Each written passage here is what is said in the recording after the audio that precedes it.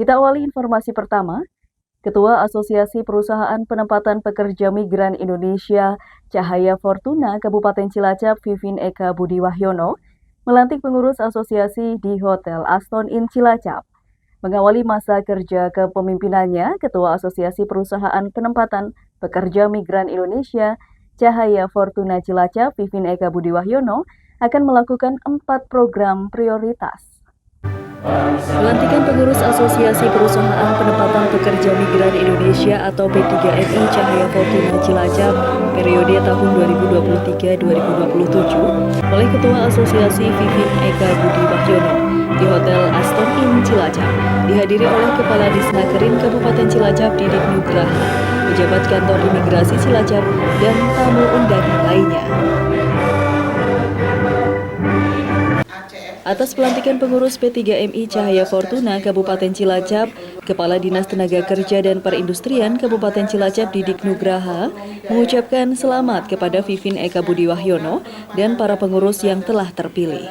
Didik Nugraha juga berharap semoga para pengurus yang baru saja dilantik bisa menjalankan amanah dengan lebih baik, lebih mengayomi kepada seluruh anggotanya, dan menjalankan semua yang ada dalam ADART organisasi. Asosiasi P3MI Cahaya Fortuna Kabupaten Cilacap periode 2022. Pertama saya mengucapkan selamat kepada Mas Vivin yang telah terpilih selaku Ketua Asosiasi beserta jajarannya yang pada hari ini telah dikukuhkan. Semoga Mas Vivin dan seluruh anggota organisasi bisa menjalankan amanah ini dengan lebih baik ke depannya, lebih mengayomi kepada seluruh anggotanya, dan tentu saja menjalankan apa yang ada di dalam ADART organisasi. Saya kira itu dari saya.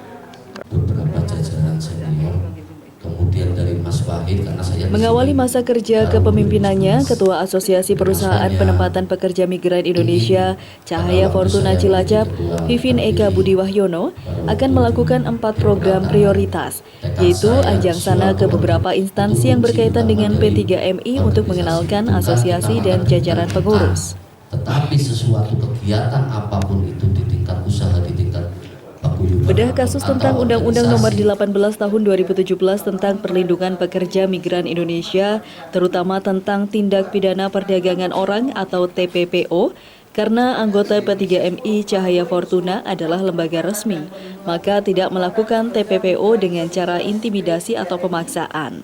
Sehingga anggota P3MI tidak perlu ketakutan terkena tindak pidana TPPO karena prosedur penempatan pekerja migran Indonesia dilakukan secara benar.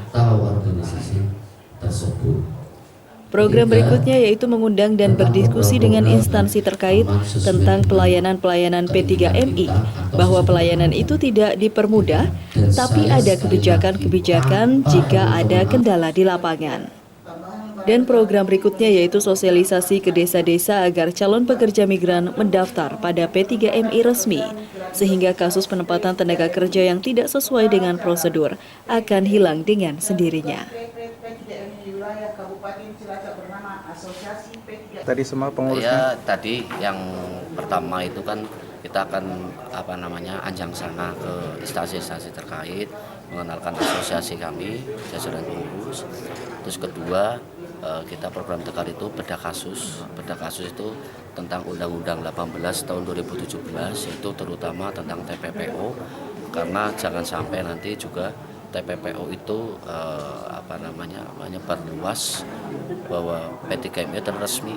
TPPO itu adalah intimidasi, pemaksaan. Jadi kita jangan ada rasa ketakutan akan memproses nanti kena TPPO. Terus yang kedua, kami juga akan mengundang diskusi dengan instansi-instansi terkait tentang pelayanan-pelayanan P3MI agar bisa kita diskusi. Pelayanan itu tidak untuk dipermudah, tetapi ada kebijakan-kebijakan kalau kita kendala di lapangan nantinya. Terus yang terakhir yaitu sosialisasi ke desa-desa, yaitu yang saya bilang prosedural akan hilang dengan sendirinya kalau kita mengedukasi warga atau masyarakat agar berbondong-bondong untuk mendaftarkan ke PT yang resmi atau yang prosedural. Jadi secara otomatis mereka akan paham dan secara otomatis juga berjalanan waktu prosedural itu akan hilang. Dari Hotel Aston Inn, Tim Liputan Buletin Cilacap memberitakan. Sekali lagi Pak, senyum Pak.